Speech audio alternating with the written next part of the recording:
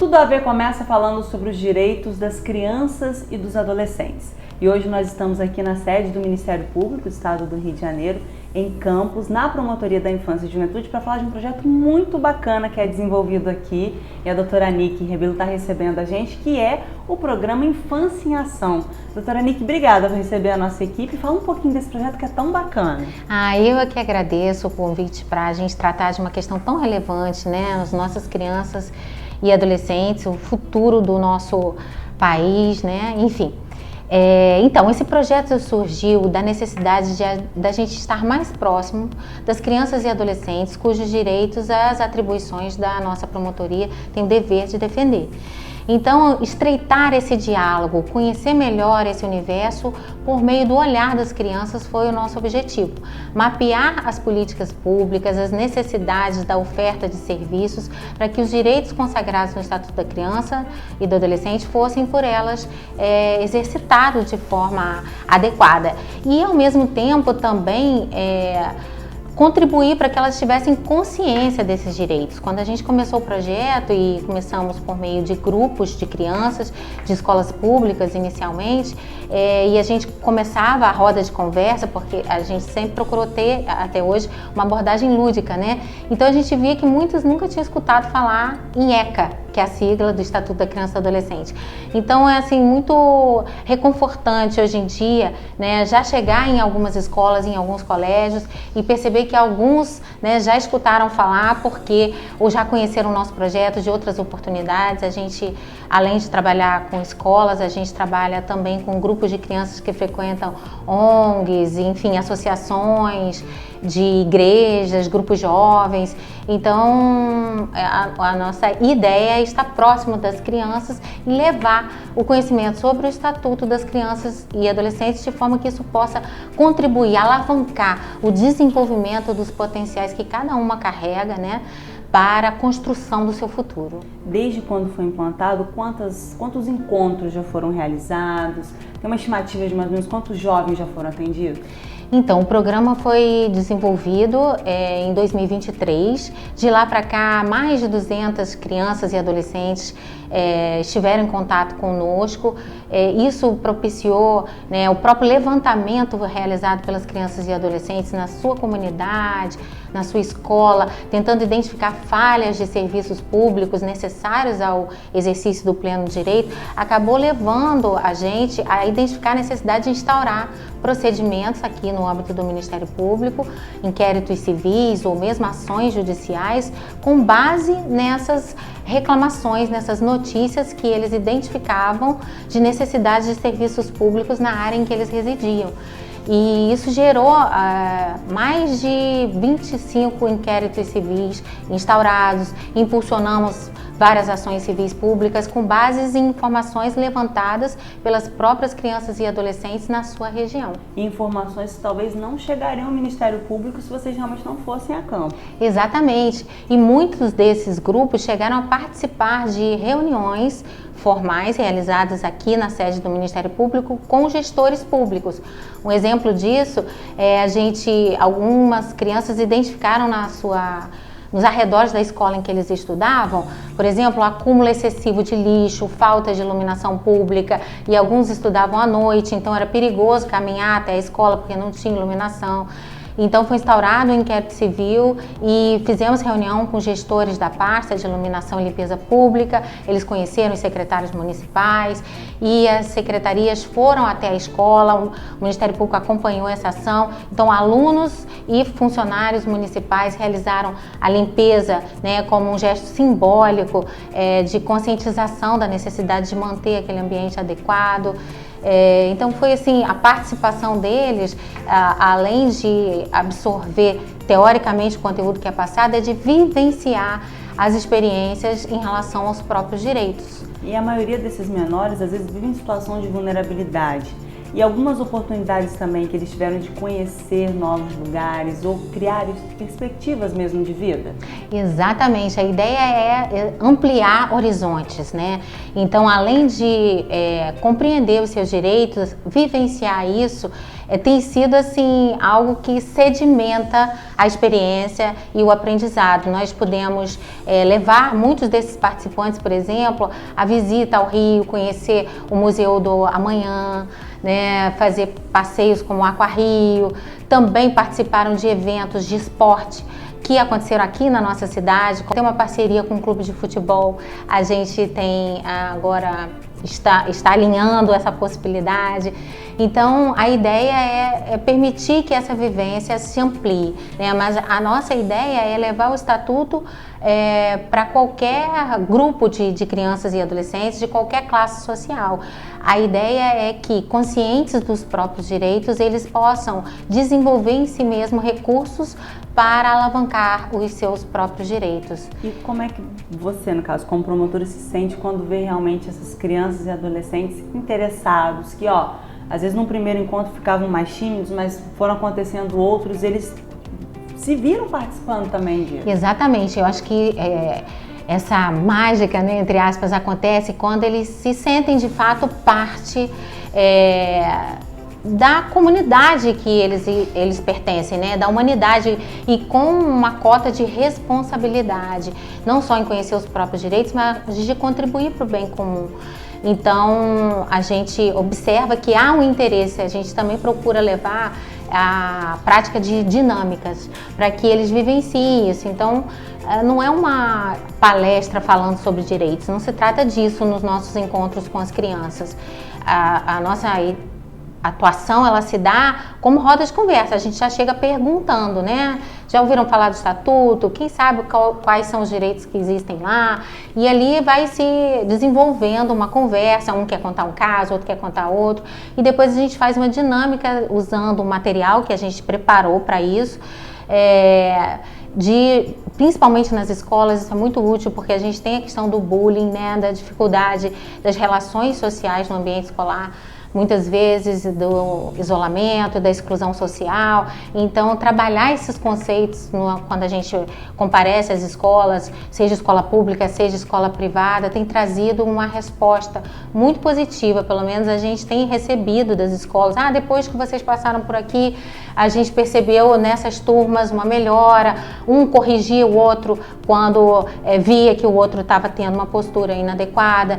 Então, a gente tem uma dinâmica específica que a gente usa materiais, bola, enfim, para realizar um experimento mesmo emocional, né, para que a gente consiga estimular a empatia entre aquele grupo e possa contribuir para o clima daquela escola funcionar melhor. No final, a gente sempre distribui as nossas cartilhazinhas, né? A gente preparou um resumo do Estatuto da Criança e Adolescente numa linguagem lúdica e bem acessível à idade deles, para que eles possam levar mesmo para casa, consultar, né? De alguma forma, essa cartilha servir ali como ferramenta, é isso que a gente passa, né?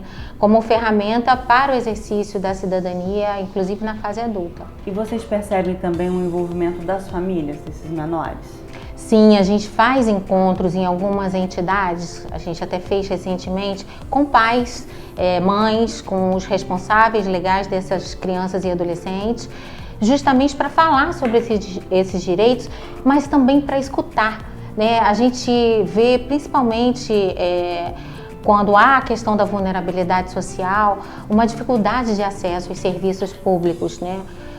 Na área da saúde, da assistência social, na área da educação. Então, escutar os responsáveis legais ou os professores, quando a gente vai na escola, diretores, sobre as demandas, as necessidades daquele ambiente, também é muito importante. E aí a gente entrega um questionáriozinho, um formulário que a gente preparou com antecedência, para deixar na escola, para que com o tempo eles possam preencher aquilo, colocando no papel e formalizando aquela necessidade que eles entendem de melhorias daqueles serviços que a gente está visitando. E depois eles encaminham a gente para o e-mail funcional do órgão, e aquilo serve de base como uma notícia de fato mesmo para a instauração do inquérito civil. O interessante quando o Ministério Público vai até a população muitos desses jovens eles não têm um conhecimento do que é o órgão Ministério Público e essa questão da defesa dos seus direitos. Isso também, vocês percebem que há um maior interesse deles, até mesmo, quem sabe, futuramente alguns podem virar promotores, trabalharem no Ministério Público ou outras carreiras também, já que os primeiros encontros foram realizados na UENF, que é uma universidade, isso acaba criando também uma expectativa para eles? Exatamente, eu acho que eles assim conseguem, estando nesses ambientes em que existem atuações profissionais que às vezes não fazem parte do universo deles, a possibilidade de projetar o futuro, né? Então muitos quando frequentaram os nossos encontros na sede da UENF, que também foi uma outra colaboração que nós pudemos contar, já diziam, não, quando eu crescer eu vou fazer faculdade aqui, eu vou me tornar veterinária, né? Muitos que vieram ao MP, porque muitos encontros se dão aqui no auditório do Centro do Ministério Público de Campos, né? A gente tem um auditório grande e a gente faz as rodas de conversa algumas vezes lá, então conhecem o prédio, conhecem o fórum que é aqui do lado, né? Conhecem o Conselho Tutelar, então assim, essa concretude que a experiência e a aproximação com eles permite, né, com certeza contribui para ampliar horizontes, sonhos, perspectivas, e a gente fala disso também, né? Além de procurar levar informações sobre o direito das crianças e adolescentes, a gente entende que o aprendizado ele se dá pela emoção, né? Então não adianta apenas a gente trabalhar como se fosse um canal informativo só, né? A gente precisa que aquilo seja vivenciado. Então todos os módulos eles são construídos de forma em que as dinâmicas aconteçam para que aquela emoção consiga impregnar aquele momento de lembranças que fiquem armazenadas como sementinhas ali para o futuro. E vocês já conseguiram mapear a área do município?